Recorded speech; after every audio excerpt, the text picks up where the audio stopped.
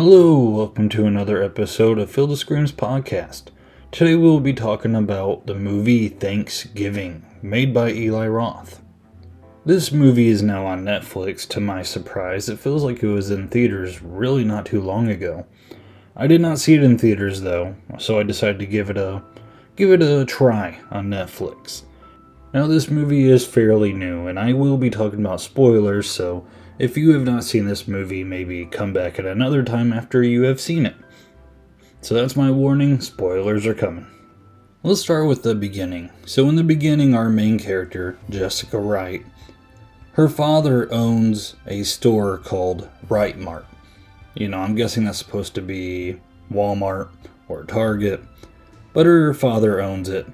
Her and her family, they're having Thanksgiving dinner. Her boyfriend Bobby comes over. They're having small talk, but the father says that the store is opening up early because they're having a special sale, Black Friday sale. So the dinner ends pretty quickly, which I think we can probably all relate to for Thanksgiving. I feel like Black Friday has kind of invaded Thanksgiving in a way. It's gotten a little better with the cyber deals that go on, but there came a time to where Black Friday, the time where the sales were happening, really crept on the Thanksgiving parties. And lots of times relatives would leave early. I have left early from Thanksgiving dinner to go Black Friday shopping with my family. I just think it's something Americans can relate to when it comes to this special holiday. Now, when you go Black Friday shopping, I think a lot of us can probably also remember all the crazy hectic crowds that were involved in Black Friday shopping. When I've seen I saw a guy once climb over an aisle in Walmart, and he fell and he landed on top of a flat screen TV and completely broke it. But the crowd was so big that, the guy just got up and kept walking on. He didn't pay for it. He didn't tell an employee. And that was that. I also recall it was like near the grocery aisle in Walmart. There was like this little rack of little juices that were just hanging on the freezer, and this young girl completely just rammed the rack with her cart, causing all the juices to spill everywhere. And there was an employee that just kind of threw up his hands like, "What the heck, man?" And the girl was like, "It's Black Friday, get over it." And he couldn't really do a thing about it because, again, it was so crowded and everyone gave her dirty looks like, "What are you doing?" But she got away with it because it was Black Friday. Those are very minuscule things in the grand scheme of things. You see in the news some people die of being trampled. Pretty rough times sometimes. I actually recall when I very first got my license. Me and my best friend, we planned to go Black Friday shopping ourselves instead of tagging along with my dad. My dad was a pro at Black Friday shopping. He would get as many people to go with him as possible. He would kind of use them to stand in line so he wouldn't miss items. He had it down. But since I had my driver's license, I was like, oh, you know what? We're going to go shopping on our own. We're going to see how we do. And I, told my dad that we had plans. He's like, okay, cool. We actually went to the same store, and I believe this, again, was at Walmart. Notice a lot of these problems happen at Walmart. I don't know why. But we were at Walmart, and we were young, and we really didn't know what we were looking for. There wasn't really a big item we really needed. So we're like, dude, we're going to go buy the DVDs and get all the good ones because those are on sale. So me and my friend, we go by the little showcase of DVDs. A crowd forms around us. And when it was time to grab the DVDs to go shopping, I remember the employee was literally just like, okay, go. And basically the customers rushed in. I had the perfect spot right in front of the DVDs I wanted. I started grabbing them, but people start squishing me from both sides. Me and this other dude, he starts throwing elbows. I throw elbows back, trying to keep my position. And I remember this mom literally crawled between my legs and started grabbing DVDs also. So it was just like this big crowd, and in the heat of things, I was just amazed on how it was going. I'm like, what is going on here? This lady's crawling between my legs. This grown dude's throwing elbows. I didn't know what to think of it, but I was rolling with it because when there's a crowd of people and it's hectic, I mean, that's the thing you can do. And finally, I get out of the hustle and bustle and I locate my best friend. And I was like, dude, I got these DVDs. Did you get anything? And then I look at them, and a guy, he got shoved so hard that he stepped wrong or something, and his pants completely split. You could see his underwear with no problem at all. And he was just completely embarrassed. And then he was like, dude, I think I'm just going to go look for jeans. I don't know what to do.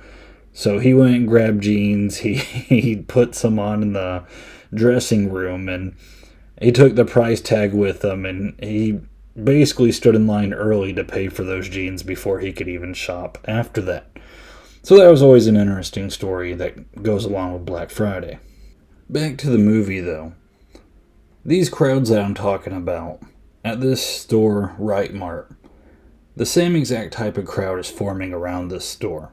As Jessica and Bobby meet up with their friends their plans were to go see a movie. They didn't even want to go shopping. But their friend Evan, he had recently gotten into a fight with another guy, and I think his phone broke or something, and he's like, I need a new phone. So Jessica's like, oh, we could probably let you in the back of Right Mart before we let all the other customers in. While they're making their way to the back of the store, Evan sees the guy that he got into a fight with. They exchange some pleasant words, and then they kind of move on, and then they eventually get in the store. And when they get in the store, all the people waiting outside see them just walking around. I mean, some of them are throwing footballs back and forth, which causes some outrage in the crowd. I mean, they're already mad, so this is just making them even more mad. And it's kind of funny because, like, our main characters, I mean, the main girl, she doesn't do anything bad, but, I mean, the group of friends she's with, they do some things that might be considered douchey. But one of them, literally, they're in the store, and as the crowd's getting mad, some of them are picking up the appliances that all these people want, and they're, like, waving it around in the window, like, teasing them. And when they were doing that, like, it was cracking me up. I thought it was pretty funny. Eventually, the crowd gets so fired up. They start forcing their way in. They start slamming against the glass door. The security guard, Manny, he's completely out of his element. He's screaming F-bombs, and eventually he's like, I'm getting out of here, and he runs away screaming. The other security guard tries to open the door, which they do eventually open. I think they get it open, or maybe the door just collapses. But whenever it does, they go through the door, that's right. Basically, they burst through the door, and then they start trampling the other security guard. Like, he's dying slowly as they're trampling him. And I mean, this movie's just displaying the ugliness of Black Friday, which I think we can all kind of agree is a little bit ugly. I think some of us enjoy participating in Black Friday. But this film does a good job of just highlighting the ugliness, the chaoticness of it. And during this scene, like, people are just going crazy. Like, they're running into each other, fighting. There's one guy, and it absolutely cracked me up. When the glass gave, there's, like, jagged glass that stuck out that's really sharp. And he walks through, and it slits his neck. And while his neck is cut, he still goes for, like, this appliance item. And as he's, like, dying, bleeding out, he's, like, falling to the ground, arms wrapped around this, like, waffle maker, which is what he was looking for. And he just slowly sinks down and dies with it in his hands. And, of course, another lady walks up and just rips it right out of his hands and continues shopping. The one security guard that was getting trampled, Bobby, looks over and sees that he's in trouble, so he kind of gets on the ground to try to help him. And someone steps on his hand, which completely just snaps. It snaps his wrist. It's nasty. But I mean, this kid was a pitcher too. Like, I think they called him Golden Arm. Like, this guy was like a phenom baseball player. So I mean, like, his arm snapping, that's awful stuff. And basically, it just becomes too much to where our sheriff, played by Patrick Dempsey, and he does a good job, he ends up just firing a gunshot at the ceiling because he doesn't know what else to do. Like, it's just too chaotic. No one knows what to do, and that's the end of the beginning sequence. In the beginning sequence, it is so chaotic. It is just so darkly funny. I was cracking up during the entire thing, and it's gross, it's gnarly, but it's gross in the Eli Roth way. You know, Eli Roth, he makes these films that there's a ton of gore, but it's still fun because it's just like over the top gore. After this sequence, we kind of see what happens a year later. Jessica's dad, he gets some blowback because he didn't hire enough security for the big sale for Right Mart. And again, the very next year, he says he's going to have an early sale again. Bobby ends up moving away. A lot of people don't hear a word from him. You know, he was this big baseball prospect, but he snapped his arm and he kind of just went quiet. He broke up with Jessica. He left town. But then a year later, like, he moves back into town. But when he moves back into town, Jessica now has a new boyfriend named Ryan. And this causes a love triangle. Those are always interesting. And the cool thing is, I mean, you like Bobby. Bobby's a cool character. You like Jessica. And even the new boyfriend, Ryan. Like, they make him a decent dude. You know, a lot of times in movies like this, they kind of make the new boyfriend like maybe a crappier person or a little douchey so that you kind of know like which one to root for. Like, okay, I should root for Bobby. But I mean, I don't think that's really the case here because Ryan's always to Jessica's defense, always trying to help her out. When he hangs with a group of friends, like he bought them like really good seats to the game they were going to go to. He just seems like a good dude. With Right Mart having a new Black Friday sale, they start getting these ominous signs. And the main characters that were in the sequence in the very beginning, they start getting social media messages, like a dinner table with their names at it, and they don't know what's going on, and that's what creates this little mystery of the movie. The killer, its mask, it represents John Carver, who he was technically the first governor of the Mayflower ship. I believe he was the first person to sign the Mayflower Compact. A little history there. But it's cool they kind of went back and they used that actual guy as the identity of the serial killer. Like, if only John Carver knew what implications he would have to. He would be the star of a serial killer in a movie called Thanksgiving. I bet he would be so proud. We do end up seeing like a bulletin board, and that belongs to John Carver. And again, John Carver's mask, it looks very good. It's very well done. I like the look of the killer in this movie. But he's got a bulletin board of like all the people that were involved in the sequence that we just watched in the beginning. And he just kind of goes down the line. Like, there was one lady named Lizzie, who's a waitress at a restaurant. She was at the Right Mart rampaging with her car. Her cart, not her car. That would be a lot worse if it was her car. But in that sequence, she takes her cart and she literally like bashes a lady's head in. And that lady was the wife of the store manager. But whenever she hits the lady's head with the cart, it takes some of her hair and then she tries to pull the cart away and it rips that hair and it starts to like de-scalp her. It's really gross. You know, Eli Roth, he likes doing the like skin peeling off of people. That's kind of like his thing, and it's always really gross. And this one's no exception. So Lizzie, the cart rampager, she's going to be the first victim in this movie, who, again, she's a waitress. But there's a cool little sequence to where John Carver takes her, dunks her head in water, then slams her hand and face against a freezer, which makes it stick. And again, we see the effects of the skin peeling off of her whenever she rips herself off of the freezer.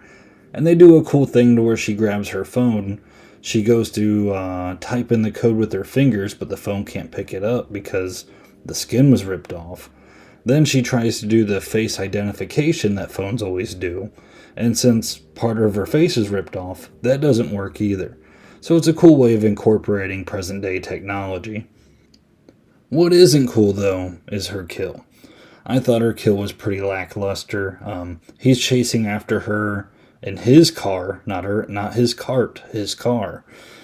And basically like slams her against a dumpster and then it cuts her in half. Like, it's really weirdly done. Whenever it happened, I was like, whoa, how did it cut her in half? But I don't know, I just kind of went along with it. And then the next morning, her lower half is literally on top of a sign, like it's like impaling her up her butt.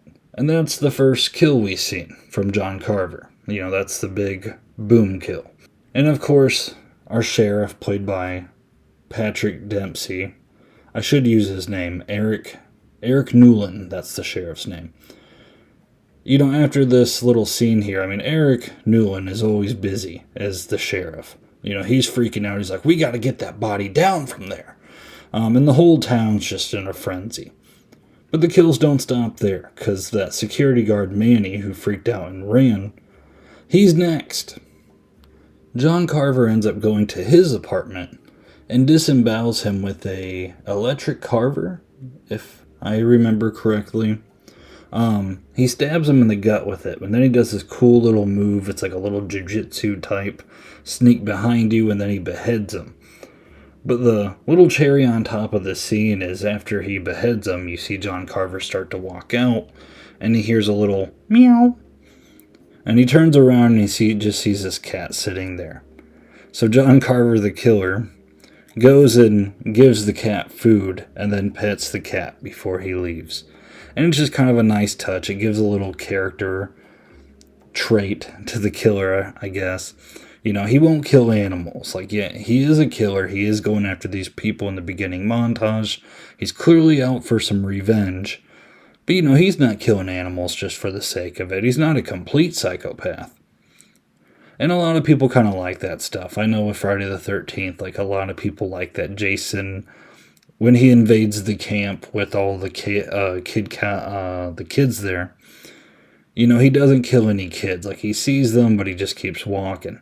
And a lot of people are like, oh, I respect that. He doesn't harm kids. So, I mean, I guess maybe some people can respect John Carver for doing the same thing with the cat. The next kills we should talk about are Manny and Lonnie. So, Manny is Lonnie's boyfriend. And he's busy. He's a weightlifting teacher, I want to say, or maybe he's just a leader in the weight room. But he's like in kids' faces, like screaming at them, like, lift it up. And then, you know, he's doing all that. But then his girlfriend's kind of like, hey, come here. And he like kind of follows her out, and all the kids lifting kind of giggle because they're like, oh, he's going with his girlfriend. And she's in her cheerleading outfit. And this was like teased a lot in the trailer. So she takes him to a secluded area in the gym. And he's like, listen, you know, we can't have sex. And she goes, no, I just want to show off. And then she like points to a trampoline that's just sitting in the gym. And I mean, maybe bigger schools have trampolines, but my school did not have a trampoline. So when I saw it, I just kind of laughed. And I'm like, where did she get that trampoline? And, you know, how did she set it up? I mean, unless gym classes have trampolines during gym time, I don't know. But it just seems like a gym floor is not a good place for a trampoline in case someone falls, you know, whatever.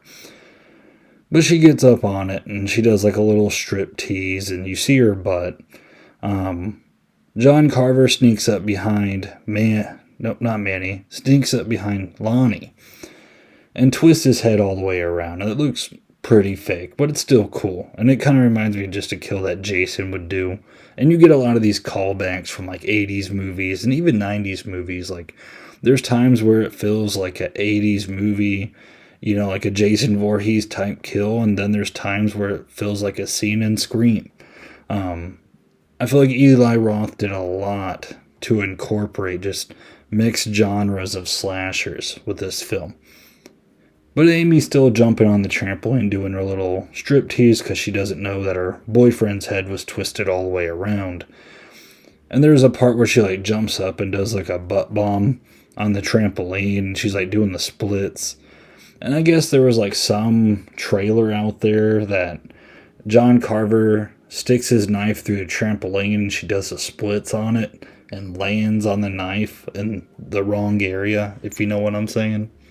That scene actually didn't make it through. I'm guessing because of the MPAA. But he does get her on the trampoline, though. He sticks the knife up, it cuts up her foot, and then she falls, and it cuts up her leg, and he's like stabbing her here and stabbing her there.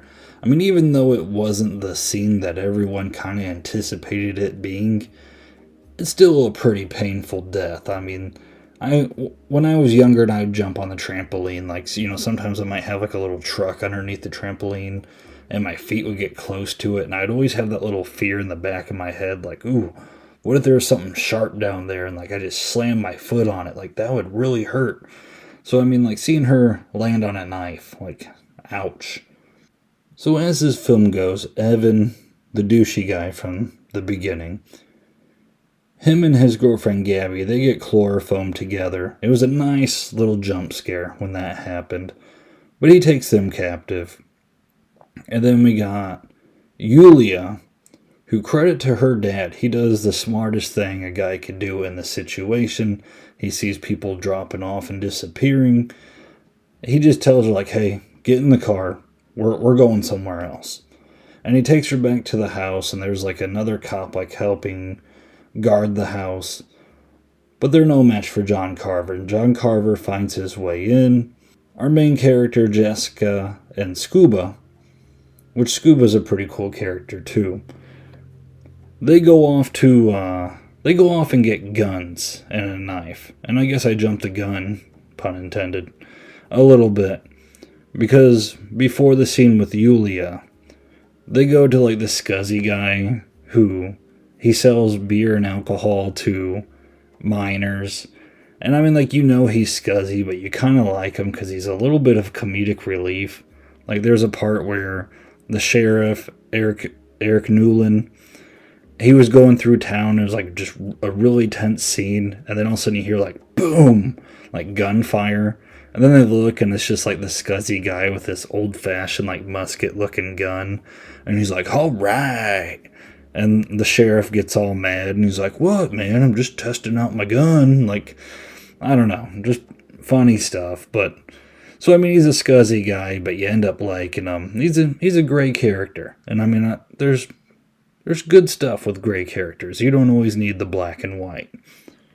But they go to him, and he has all these different guns, and he's got this like little secret knife that you can easily hide.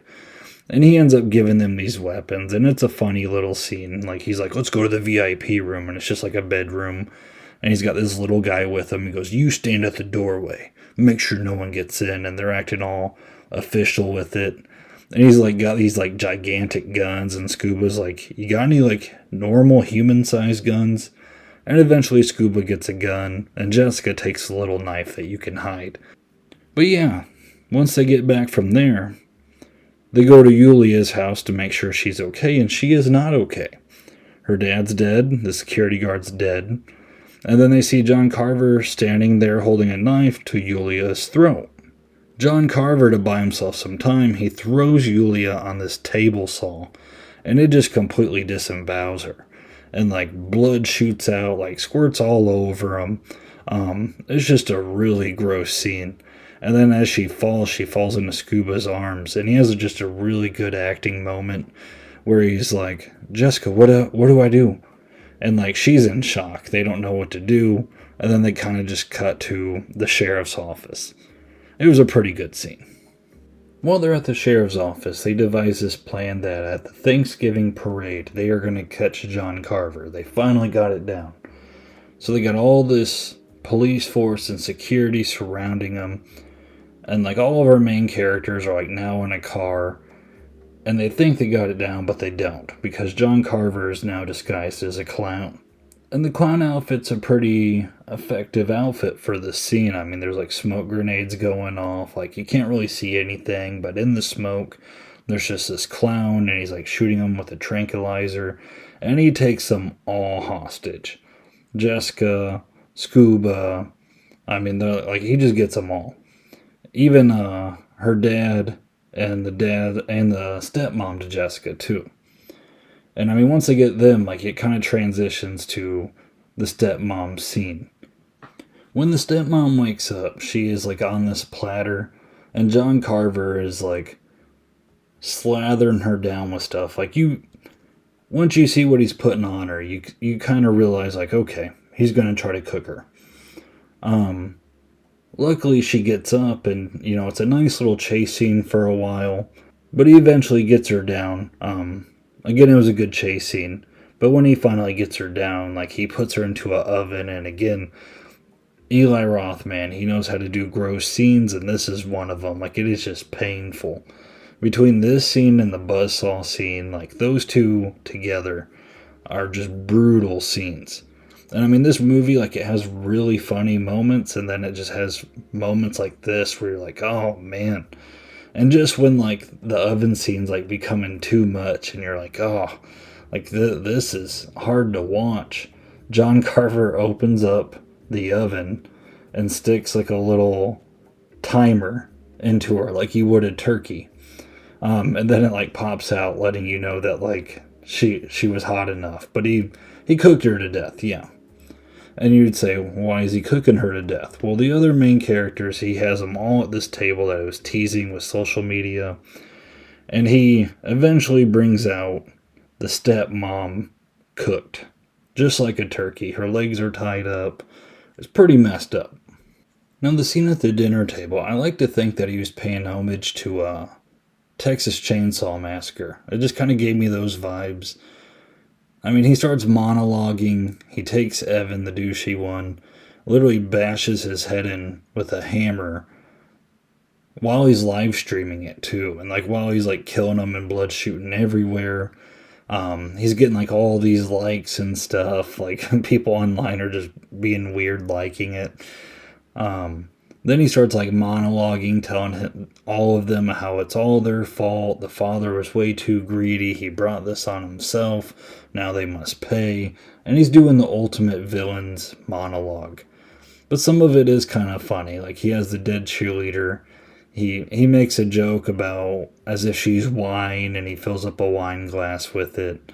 Then he cuts off a slather of the stepmom's leg and puts it in front of the dad, and the dad's, like, throwing up in his gag. And I mean, I don't blame him. It's a gross scene. But eventually that little knife that the scuzzy guy gave him, Jessica uses it to saw her ropes free so she's not bonded up anymore. And then she gives it to Scuba, and he cuts himself free too. So then them two start running. And while they're running, it's a nice little chase scene again. John Carver swings an axe, hits Scuba, it knocks him out, but it doesn't kill him. And then Jessica climbs a fence and gets free. When Jessica gets back, this is when we get our big reveal of who the killer is. At first we get a little fake reveal. Like, they frame it as if it's Bobby. You see the sheriff on the ground, like, as if he was knocked out. And then she walks in, she sees Bobby, like, messing with all the stuff, so she runs out, says, oh, it was Bobby, he's in there, and they go in there. And I guess they, like, capture Bobby for the moment, and the sheriff's like, oh, thank goodness that you pointed him out to me, and all this. She goes into the sheriff's office, they're talking, and then as he's walking out, she notices his boots have, what was it on them? Was it the dirt when they were running through the woods? I think that's what it was. Like, she notices it, and then that's when she comes into the realization that he's the killer. And he kind of does, like, a nice little double take and kind of looks down at his shoes, and then it's like a nice realization moment between the two characters. And then that's when you realize that Ryan Dempsey, our sheriff, is in fact the killer. And I was pretty pleased with it, because I was like, oh, it can't be Bobby. That's too obvious. Like, that's what they want us to think. And that's exactly the angle they were going with it. I didn't think it was a sheriff. But in my head, I was like, oh, no, it can't be Bobby. And it wasn't Bobby. But yeah, he does a little monologue, and then Bobby breaks in, and there's a part where he says, like, there will be no leftovers. It was a great line. But eventually she fills up this turkey with, like, flammable gas. Like, the can literally says flammable gas that she fills up the turkey with. And as they're driving away, like, she shoots the turkey with a musket. Like, there's a lot of Thanksgiving themes Just from the weapons that John Carver uses or the Black Friday, like Eli Roth brought it all in. Like he did a good job nailing down Thanksgiving. But yeah, when she shoots the turkey, it explodes, it causes all this fire. The police department comes in and they're like, yeah, there's no way anyone could have survived that blast. But then there's like firefighters walking out with like these really dark helmets, and it makes you wonder if like he's one of them just sneaking out. But I mean, the movie kind of ends with Jessica like she has nightmares about Ryan Dempsey jumping out of her closet, and still getting her. And it kind of leaves the door open to a sequel, which I wouldn't mind seeing because they left enough characters alive to I think they could really do a good sequel to this. I mean, this movie was really good on its own. If that's all we get, that's all we get. But I mean, I definitely think they should pursue the angle of a sequel. I would be surprised if they didn't. Overall, I would say this was a really solid movie, and a lot of people give Eli Roth a bad rap, for just saying he's a torture porn guy. And don't get me wrong, there is gore in this movie, but it's a solid slasher. There's funny moments in it, there's likable characters, and overall it's just a good movie. So if you're a fan of slashers, this one could definitely be a good one for you, especially if you like Thanksgiving. So that about wraps up my review for Thanksgiving. If you're still listening, feel free to give this video a like and a subscribe so you know when the next one's coming out. And for all those that always tag along and listen to these episodes, I really appreciate it. You guys are awesome. I appreciate the feedback and the comments. That's always great to have. So again, thank you. Thank you for listening, and thank you for always tuning in. Until next time.